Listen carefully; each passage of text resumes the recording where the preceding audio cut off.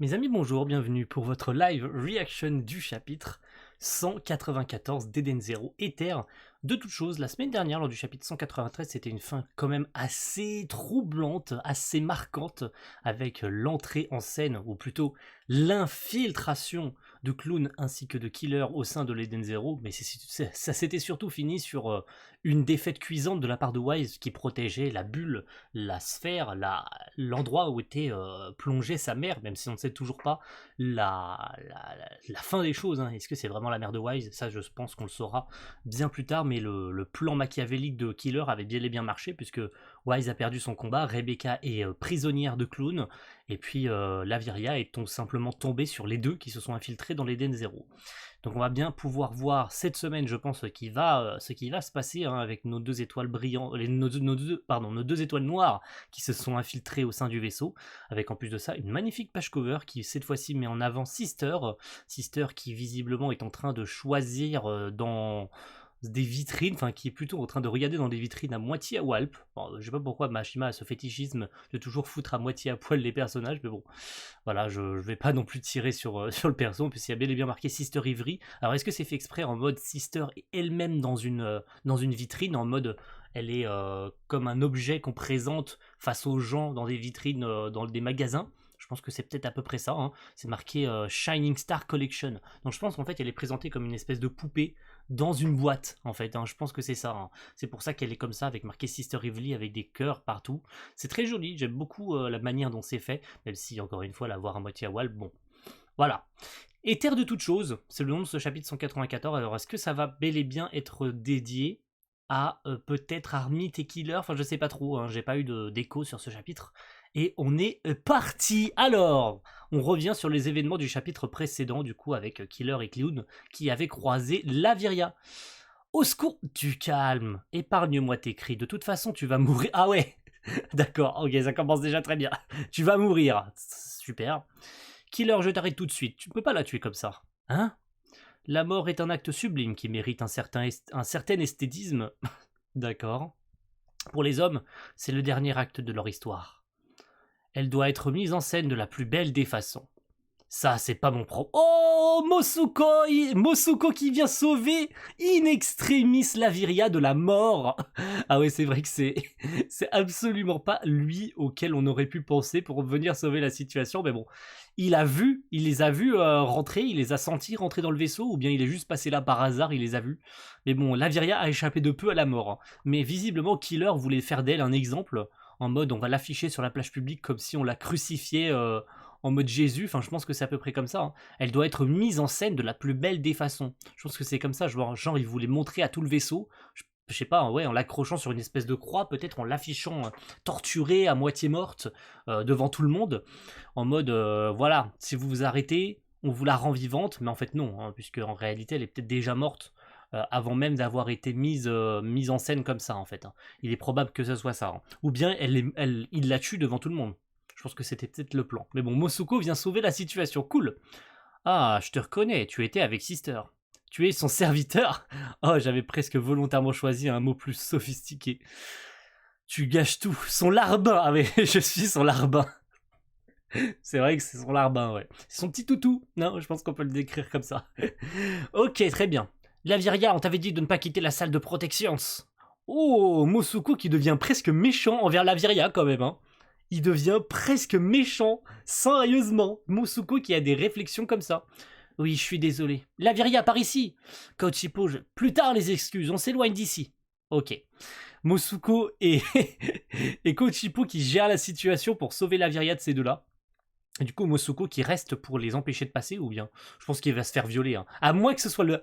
Alors, ça fera que la 46 milliardième de fois, mais bon. Est-ce que ce ne serait pas le moment de gloire de Mosuko? Je le dis, est-ce que ça ne serait pas enfin son moment de gloire? Est-ce que je tire des conclusions hâtives? Est-ce que j'espère ne pas encore être déçu une fois de plus envers Mosuko? Je pense que je vais être déçu une fois de plus, mais bon, pourquoi pas. Que faites-vous à l'intérieur de notre vaisseau? Nous sommes venus éliminer Armit et Sister et Armit, pardon, oui, c'est à peu près pareil. On a été créés pour ça, alors on ne va pas s'en priver. Nous sommes au cœur d'une opération primordiale. Votre adversaire, ce sera moi et personne d'autre. Ah, D'accord, ok, très bien. Oh, il a failli toucher au bouton. Donc ça, attends, ça veut dire que il y a vraiment une arme cachée. Attendez, il s'apprêtait à appuyer sur le bouton. Oh là là, le secret du bouton qui est en train de remonter, les gars. Le secret du bouton qui a failli remonter. Est-ce que le bouton ne déclencherait pas une arme, en fait, hein? Je pense que oui, clairement. Là, en fait, le bouton déclenche une arme. 100%, parce qu'il s'apprêtait sincèrement à activer le bouton. Hein. Sans aucune pression, il était sérieux. Il s'apprêtait. En fait, il n'y aura aucun moment de gloire parce que nos deux étoiles brillantes viennent à la rencontre des étoiles noires directement. Ok, c'est nous que vous cherchez, hein? Nous n'acceptons aucun passager clandestin à bord. Sister Harmiet, vous devriez plutôt vous occuper de notre mission, non? Jean et les autres sont en première ligne. Olé également. Parfait, on n'aura même pas besoin d'aller vous chercher. Bon, ça fait un moment que je n'ai pas tout défoncé, moi. Battle Dress métamorphose direct. Ah ouais, direct les Battle Dress, y a pas le temps. Direct. Procédons à la destruction totale des intrus. Vous aurez le droit à la punition de transformation en pissotière. Je sais pas ce que ça, je ne sais pas ce qu'est une pissotière, mais bon, faudrait que je recherche sur Google ce qu'est une pissotière. Je ne connais pas le terme. Très bien. Première fois que je comprends pas un terme dans le manga. Quelle femme vulgaire. Je te laisse la tuer en beauté. Ok, très bien. Donc t'as Killer qui veut faire ça en beauté, mais torturer quand même un petit peu, et t'as Killer qui s'en bat la race, c'est tant qu'on arrive à nos fins, voilà, on fait que le répéter, c'est ce que eux-mêmes ont dit d'ailleurs. Ok, on s'arrête là pour le moment, on passe dans l'espace avec les autres, hein, avec la flotte d'Erzi. Espace aérien de Landar, flotte d'Erzi. Je ne comprends plus rien. Que fait le vaisseau de Justice ici? Cet enfoiré nous a trahis? Je l'ignore. Il émet un signal d'armée amie. Nous agissons dans la limite du possible. Ok, ça c'est la flotte d'Olé. Mais c'est la flotte d'Olé, c'est pas la flotte d'Erzi. C'est pas logique. Je sais pas. Bizarre. Ah donc ça c'est la flotte d'Erzi et ça c'est la flotte d'Olé par contre. Là c'est Olé et là c'est Erzi. Mais pourquoi? Que fait le vaisseau de Justice ici? Cet enfoiré nous a trahis. Mais c'est pas logique. Il ne s'est jamais allié aux autres. Enfin, il est arrivé comme ça sur les chapeaux de roue, donc il peut pas les avoir trahis s'il ne s'est pas allié à eux. À moins que j'ai loupé une info. Je sais pas, c'est juste moi qui comprend pas. Franchement, je n'imaginais pas que l'armée du système stellaire irait aussi loin. Angel Fighter, vaisseau de Justice. Ok, on passe dans le vaisseau de Justice. Hein. Message envoyé à toute l'armée. Le vaisseau d'Erzi ainsi que l'Eden Zero effectuent une opération coordonnée avec Olé. Justice nous demande de les considérer comme une armée amie. Donc ok, pour l'instant, ils sont alliés au vaisseau d'Olé, mais ils sont quand même arrivés super vite. Hein. Est-ce qu'on aura l'explication de comment ils sont arrivés aussi vite? Comment Justice a pu se faufiler aussi rapidement sans que personne les voit? Parce que visiblement, ils ont l'air d'être là comme ça, en fait. Hein. Mais comment ils sont arrivés aussi vite? Bien reçu. Hot Eye, vaisseau des Racer, évidemment. Racer, vaisseau de Fighter. Bon, elle est là aussi. Hein. tous les... Oh, ils sont tous là! Ah ouais, quand même, ils sont tous là. Tous les Horation 6 sont présents. Hein. Même sans attaquer, on se fait tirer dessus. Commençons par nous débarrasser des dragons d'Akunera. Braindust, putain, ça fait très longtemps qu'on l'a pas vu Braindust hein, quand même. Hein. Il est important de le préciser, Braindust, c'est le seul qu'on avait déjà pas vu en action. Donc cool. Oh là là, ce panorama les gars. Oh, papa. Mashima, tu nous fais tellement plaisir frérot. On revient sur Justice et Erzi. Très bien. Tu comptes me laisser comme ça encore longtemps? Ne te plains pas, je t'ai juste attaché les bras derrière le dos. Tu gardes une certaine liberté de mouvement. Moi, je te parle de ma tenue. Une prisonnière a quand même le droit de porter des vêtements, non? Et Justice qui réagit comme ça en mode c'est vrai que t'es quand même à moitié à Walp quand même. Bah alors, tu rougis James, tu réalises à peine maintenant que tu as sous les yeux une jeune femme pure et sans défense. Ah putain, c'est pas mal. J'avoue que la vanne, elle est pas mal du tout. Elle est bien sortie parce que justement, elle joue avec le fait qu'elle est à moitié à Walp pour essayer de faire culpabiliser Justice. C'est pas mal. En vrai, la vanne, elle passe très très bien. Moi, je vois surtout une pirate. C'est ça. Ok, c'est Tora. Ça, c'est pas bon. Reste ici. Hé, attends, tu te fiches de moi si je reste attaché, je vais y passer à coup sûr. Ok. Oh, c'est Akunera. Akunera, bah oui, qui forcément est à leur recherche. J'avais oublié, excusez-moi. Ziggy lui avait dit de les chasser et de les tuer. Forcément, Akunera est dans le coin, hein, elle les cherche. Bon, est-ce que Justice va l'emmener avec elle? Oh, direct. Putain, on fait tellement de transitions. Du coup, Shiki qui s'est libéré. Ok. God Akunera. Ok. Putain, on fait tellement de transitions. Attendez, depuis le début du chapitre, on a fait combien de transitions? Donc on a commencé dans le vaisseau. Ensuite, on est passé sur le champ de bataille avec vaisseau de d'Erzy, vaisseau de Justice, sur Terre, sur Landar avec Justice et Erzy. Et là, on repasse sur Shiki. Putain, les transitions. Mashima, il a pas le temps. Il fait tellement de transitions dans ce chapitre, ça va si vite. Hein. Enfin, ça va si vite. Vous comprenez ce que je veux dire. Hein. Ça va pas si vite au sens littéral, au sens scénaristique du terme. Mais je veux dire qu'il y a beaucoup de transitions dans ce chapitre. Hein. Ok, je me retrouve encore dans l'espace virtuel qu'il a créé. Allô, quelqu'un répondez. Non, personne répond. Mais, c'est Pino. Maître, Pino, où es-tu? Happy et moi avons été capturés. Tu peux te localiser? L'analyse est en cours. J'ai repéré Rebecca et Wise dans le même environnement.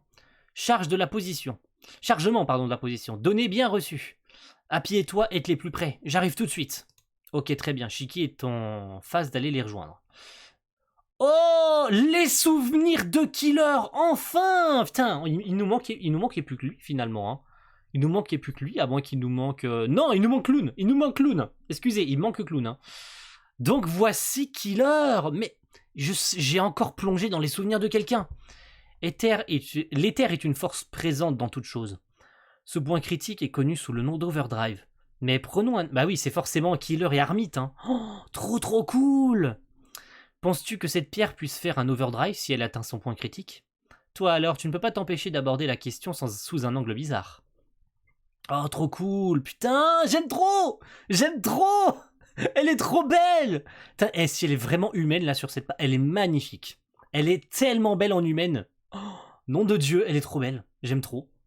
Elle est incroyable. Peut-être, mais en théorie c'est possible. Une montagne, la mer et même cette planète. Toute chose qui atteint son point critique peut effectuer un overdrive. Oh, très intéressant comme information. Hein. Et en plus ça vient de la bouche de Killer. Hein. Très intéressant. Donc il faisait des recherches sur l'overdrive.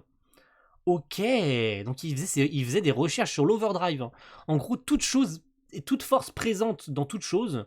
Donc l'éther est présent dans n'importe quoi. Dans un rocher, dans de l'herbe, dans une montagne, dans l'eau. L'éther est présent partout, et si cette chose atteint le point critique, elle peut passer en overdrive. C'est pas seulement l'espèce humaine qui peut effectuer un overdrive comme Shiki, comme les autres qui maîtrisent l'éther.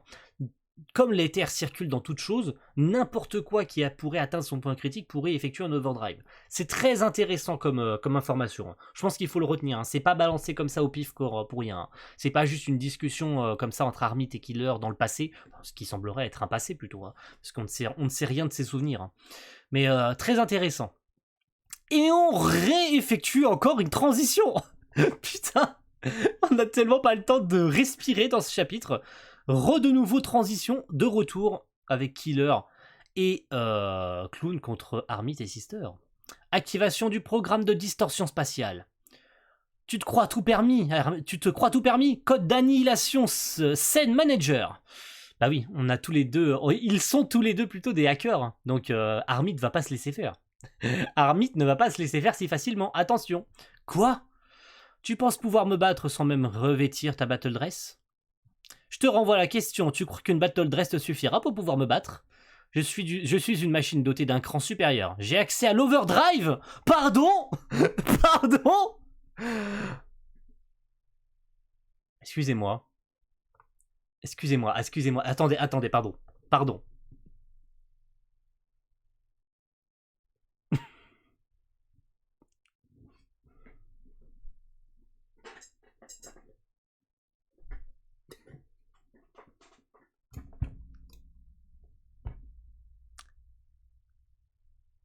Excusez. Donc, t'as Killer qui nous dit j'ai accès à l'overdrive. Il a même pas eu le temps de se transformer. Karmit nous dit figure-toi que moi aussi. Elle est tout simplement exceptionnelle cette page. Elle est incroyable. Armit version overdrive. Elle est exceptionnelle. Elle est exceptionnelle cette page les gars. Nom de Dieu. Qu'est-ce qu'elle est belle. Oh la vache. Non mais les gars, elle est incroyable. Ah ouais non, c'est l'un des plus beaux panoramas que j'ai vu. Hein. elle est parfaite. Elle est parfaite. Il n'y a pas d'autre mot. Le mot parfait n'est pas suffisant. Elle est incroyable. Le terme parfait ne suffit pas à cette Armite. Armite Overdrive, mais les gars, c'est la... Elle est parfaite. Tout simplement. Physiquement, regardez-la comme elle est incroyable. Je suis désolé, mais Armite version adulte, enfin, avec un corps, enfin, adulte, vous avez compris, hein, de toute façon, elle est adulte tout court, hein. Même sous cette forme-là, elle est adulte, hein, vous avez compris. Hein. Mais version genre, comme ça, genre femme mûre de 30 ans, elle est incroyable, les gars. Elle est tout simplement incroyable. Je suis désolé, elle est magnifique. Je suis sur le cul. Et en plus, même Killer est surpris de la... Mais par contre, elle s'est transformée giga vite, hein. Je suis désolé, mais elle s'est transformée si vite que Killer n'a pas eu le temps. Regardez, il était en train de se transformer. Il était en train de se transformer, elle sait déjà. Donc ça veut dire que la Battle Dress... Bon, on s'en doutait un petit peu, ça faisait très longtemps qu'on émettait des théories là-dessus, il me semble. Hein, sur le fait que la Battle Dress n'était pas l'overdrive des étoiles brillantes. Hein, parce qu'il y a très longtemps, on se disait... Ouais, en fait, le Battle Dress, c'est ni plus ni moins qu'un overdrive, mais pour les étoiles brillantes, en fait. Hein. C'est leur évolution à elles, c'est leur armure qu'elles revêtissent pour se battre. Mais en fait, la Battle Dress, c'est ni plus ni moins qu'un overdrive 0.5, en fait. Hein. C'est juste une armure de combat qui leur permet d'utiliser leur capacité x2. Mais en fait, elles sont elles-mêmes capables d'utiliser l'overdrive. Et Armite vient de nous le prouver parce que c'est la première des 3 étoiles brillantes, des 2, pardon, qui restent, excusez-moi. Je remets le couteau, je suis désolé.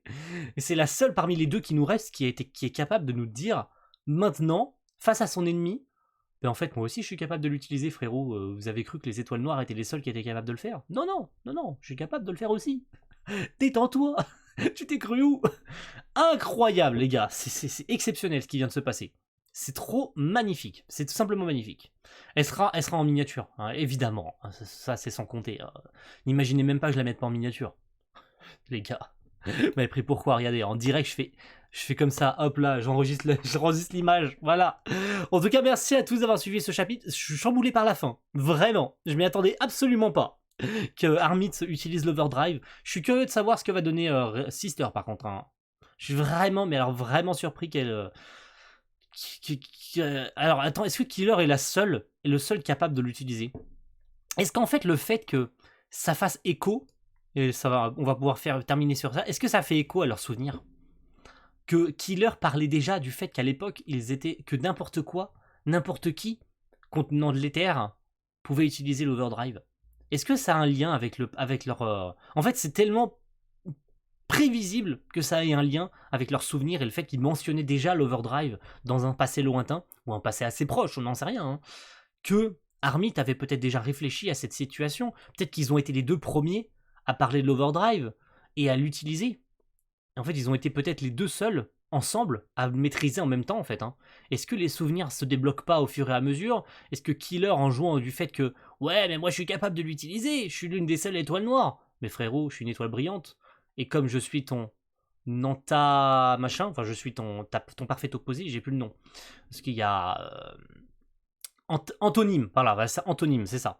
Que je suis capable également d'utiliser l'overdrive comme toi, genre. Voilà, t'as cru que t'étais le seul? Non, non, moi aussi, je suis capable.